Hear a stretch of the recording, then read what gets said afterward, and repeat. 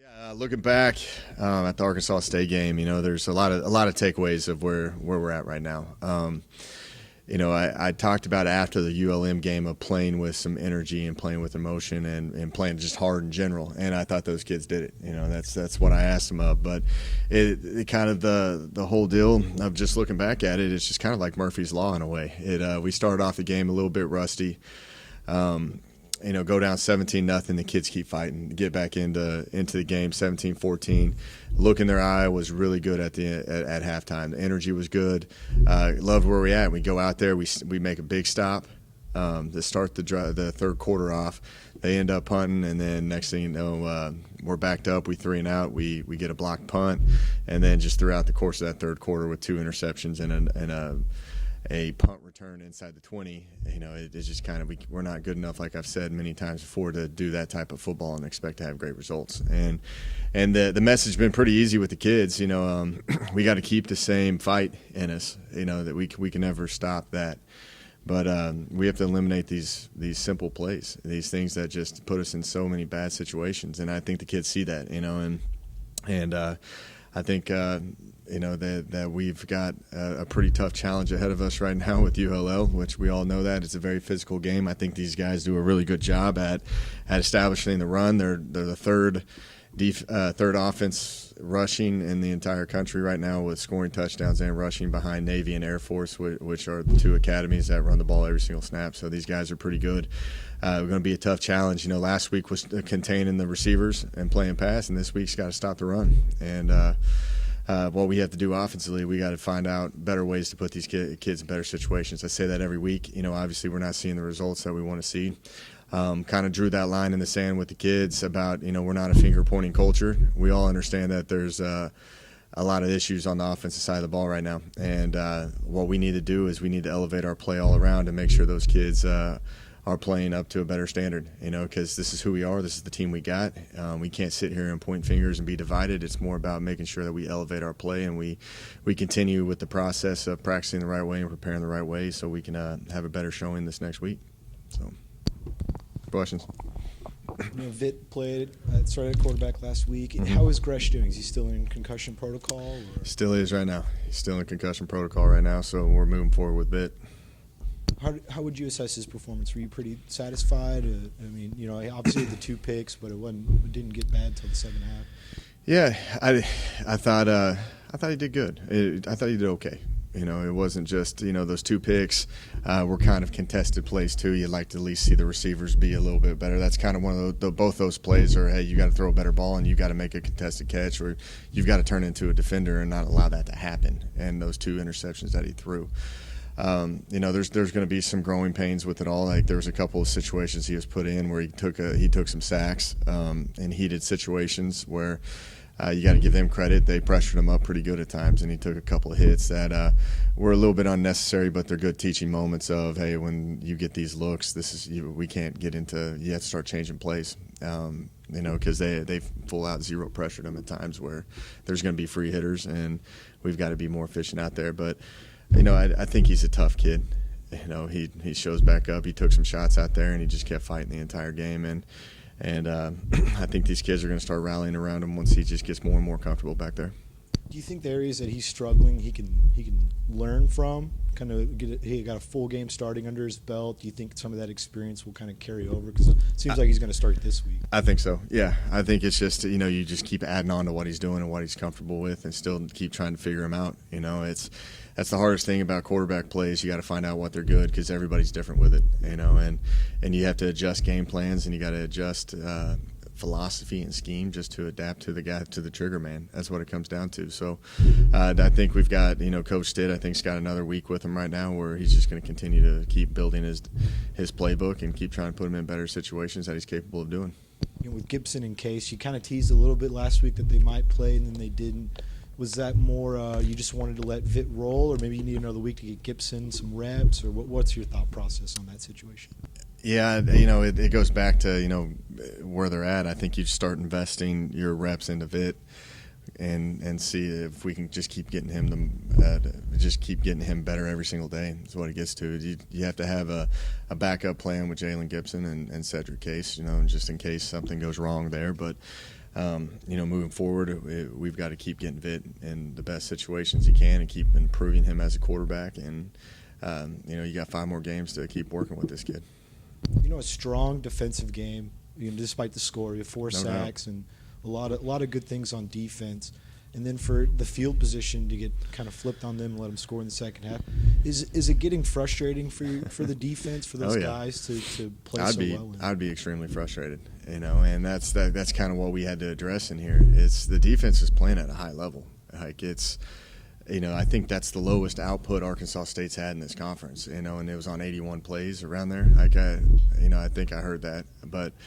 You take away the 99-yard drive at the beginning of the game, which was an 18-play drive, and I give them credit. They methodically took what the defense gave them and worked their all the way down. You take that away, like they didn't really have much offensive production on us. We just put ourselves in so many bad situations because of our offensive play. You can't have 7 3-and-outs, 9 drives that were under 3 plays. With 2 interceptions right there. It's just the defense played like 37 and a half minutes of football and 81 snaps, and played at a high level. And I would be frustrated too. And that was something that I could kind of start to see. And that's what we addressed. Like this is who we are right now. Our offense is struggling. We got to find ways to pick them up. And I challenge the defense in elevating their plays and their standards and try to win the game on defense. But offense needs to look themselves in the mirror and figure this out. Because it's not a very good style of football that we're playing on offense, and there's nothing like that's the truth. Like you guys see it, it's not like I'm sitting here, trying to kind of beat around the bush on this stuff. No, it's just it is what it is. Like we offense is struggling. They got to be better in a lot of different aspects. Defense just got to keep playing at a high level, and then we just had our first week of special teams breakdown that we've had so far. And what we have to do is be more efficient on football and not beat ourselves. Like if you look at like Georgia State, Georgia State's rolling right now. They're 6-2, bowl eligible.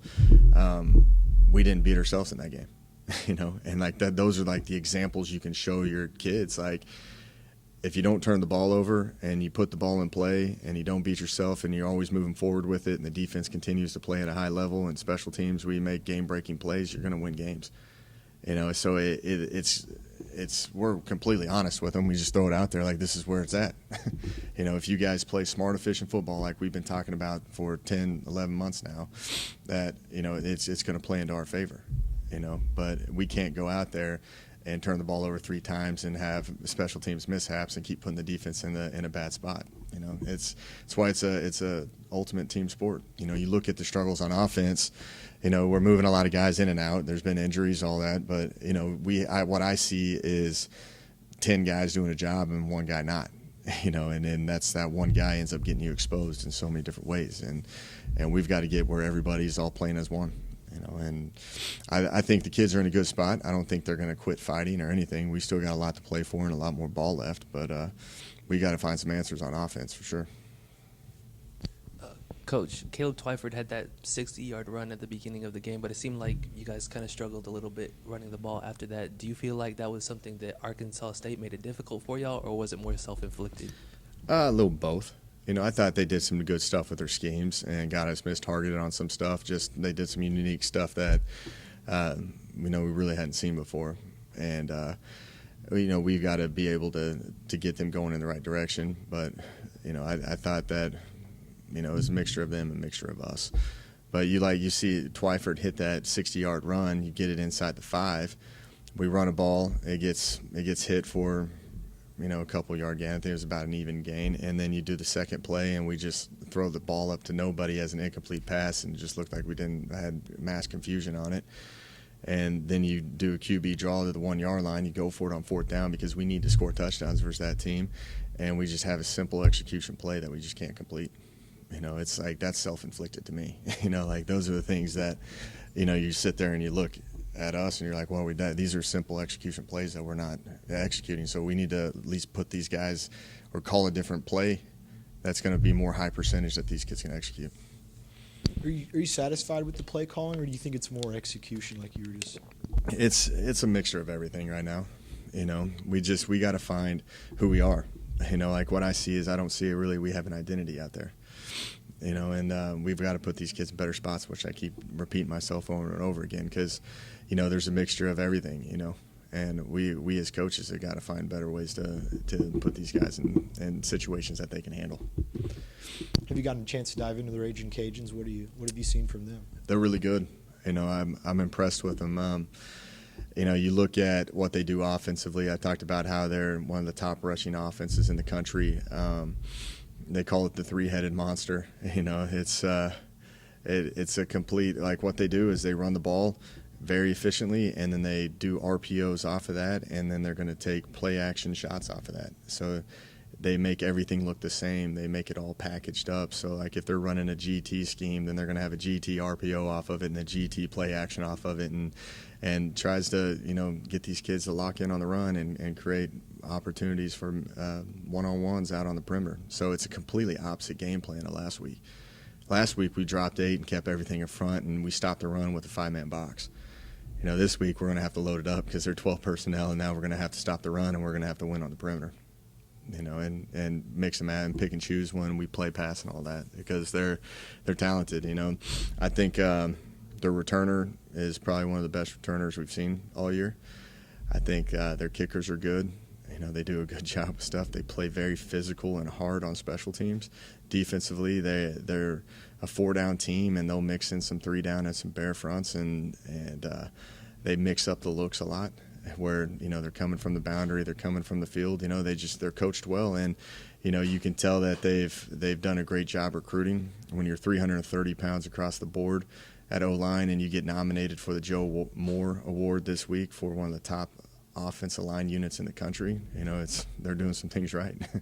But it's a challenge for us, and I think our defense is ready to step up to the challenge for sure. We got to look in the mirror and get the offense going in the right way. How difficult is it to prepare when you had to completely flip your game plan like that, going from pass to run? Yeah, I don't worry about the defense. I don't. Those guys are they're trained well. They play hard. They've got a good just organization of the ups and downs of where to put guys and what to do and where they're weak and how to protect them, and they do put those guys in situations where they can have success. And you see it. I've been so impressed with the defense and where they're at. If you look back offensively, we've had a few games that I think have cost us a few games when you look down at it, And my whole thing right now is making sure that we keep the team, in a good spot and not no division with it. It's who we are. It's who we are right now. We've got to get everybody to elevate their play. It's not like we can just revamp everything right now. It's just we've got to get people playing.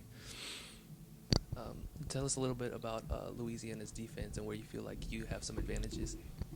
Yeah, they're very similar to kind of what I went up with Bama. You can see with Napier where he comes from, just kind of the pattern match, cover 4, 4-down front team where, I think that they do a really good job at just being multiple and understanding where you're trying to attack and then having their answer to stop it. And you can tell that they've got their scheme in, and those kids understand what to do, and they're very sound in what they are. And that's what I told the offense today. It's in our team meeting explaining what they do. It's they're sound, so don't expect to be hitting wide open plays or anything. There's going to be guys that you're going to have to be able to miss and make contested plays, and just you're going to have to win one-on-one battles at some point because they're very sound in what they do. So really we've got to find ways to stay on the field. We can't go out there and do what we did last week and expect to have the success that we need. Besides Gresh, how healthy are y'all? Did you come out with any other injuries or anything pressing? K-Dot's a little banged up, so we'll see where he goes from there. He tells me he's good, but I see different. But we have to just keep working through that with K-Dot. But for the most part, I think we're out relatively healthy right now. Did you get hurt on that pass play right by the goal line? Is that where you got banged up? I think that's when it started, and then it carried on on the kick return. Hutch White got in the end zone. He's had a bunch of catches, first touchdown this year. Yeah. Was that subtly a plan? You were like, I want to find it. I want to find the end zone for him. I think we should have been getting him the ball all the time. We do give him the ball. Like it's just, I'm just happy to see him finally get into the end zone because like he's a kid that consistently plays at a high level for us, and he's got a good mentality, a good just whole demeanor about himself. He shows back up and he gets back to work. That's the thing I do appreciate about these kids. Like they listen to what we're trying to preach. We try to be very realistic with them and show them why things aren't working and everything, and understand that this is a process-driven type deal, and you got to wake back up and you got to get back to work. And I think Hutch is pretty much exemplifies that. Coach, you've talked a lot about complementary football this year. Tons of it. 10 minutes of that second quarter, is that perhaps the best stretch of that you've seen this year? Yeah, that and Georgia State, we did a little bit of that as well. But that's what it comes down to with us. And if we want to take the next step and be competitive at a high level, we have to play complementary football. We have to. I still think we don't understand momentum swings very well. Like if you look at the turnovers and the punt block and the punt return, they scored off of all those except one. I think we got to have that mindset that, all right, back's against the wall, we need to find a way to stop this. And the same thing, like defense, we got to create a turnover. And offense, you got to do something with it. Like that's how you win games, especially versus good teams, is you got to understand the momentum swings. And we're just not there yet with that. And that's something we preach all the time, and we're going to keep talking about it. But you guys see where we're at. We're going to be underdogs in every game that we normally play, and I believe we can win every game if we play together and play complementary football and don't beat ourselves, because these kids play with the heart and the passion and the energy. I still think we need a little bit more finish with a lot of stuff. I think our defense is finished. I think our offense gets really good to the point of attack, but they don't have that extra edge yet to just finish it off. But once we learn how to finish and keep playing together, I think we can be competitive in every game, like I've said before. And they see it. We beat Georgia State in a close game, and they're rolling right now because they're playing complementary football across the board. I think Georgia State's playing at a really high level when you start watching their tape. So yeah, you're exactly right. Like, I'm going to keep preaching complementary football until they get sick of it and they start doing it. I know you can't put it in a bottle magically. You use that express to kind of really illustrate your point. Yeah, but like they're smart kids too, Like the main thing that my approach with everything is that they have an understanding of why we do things and how the game is played and what happens. So we do a lot of explaining. Like you compliment them on the Georgia State game, and they see it, and then you look out at like ULM and you see where like the defense is playing, really well, and then we have some turnovers here and we're not doing like efficient football at times, and we're hurting ourselves, penalties, all that, the things that actually matter. And if we clean that up versus ULM, we could probably win that game. Same thing versus Wyoming. If you clean up a lot of things in the second half, don't throw a pick six, don't, turn the ball over, play off of each other a little bit better, like what we did in the first half versus Wyoming, we can win that one too.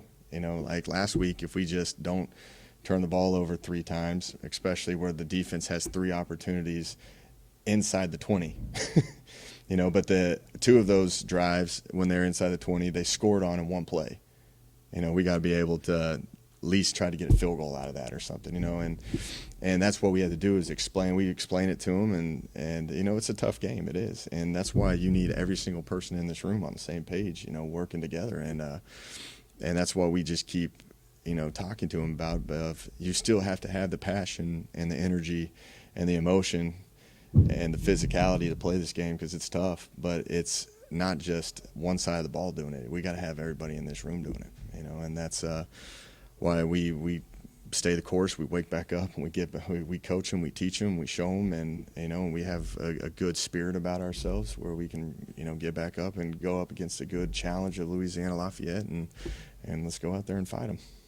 Lots of scoring out of the direct snap here. Mm-hmm. First time I think we've seen that this year. Is that game plan specific, or is that just kind of the evolution of the playbook? We've been repping that for a long time. It's just that was kind of really one of the first opportunities we actually got to it, So, I do like to see a little bit more creativity on that side, because that was another 4th down and 1, You know, I was like, how many times do I have to go for it on 4th and 1 on the goal line in this game? You know, and but I told them all, I'm not here to kick field goals. You know, we've got to have a mindset to finish. You know, and we finished one of those drives, the other one we didn't, and that one was a complete. Talking about complimentary football, offense didn't punch it in. Let's just stop them on that drive, and now you can start playing field position. You know, but they do an 18-play drive, 99 yards, which was great on their part. But, you know, that's where we've got to figure out momentum swings, because we had the momentum on the big play of Twyford. They get the momentum after stopping us on the 1-yard line, and they just kept their momentum the whole way, where you'd like to shut that down, you know. And those are the things you teach off of it. You know, it's defense still plays well enough for us to win every single game, but you've got to keep coaching them too on how they can improve and what they can do better, like get more turnovers. We didn't have any turnovers, you know, and be able to understand momentum swings and really step up your play in times of need. You know, it's kind of how you have to start approaching teams that are playing really good on one side, and the other side, you've got to motivate. You've got to keep, you know, pressing the issue of that we've got to get something fixed on that side of the ball.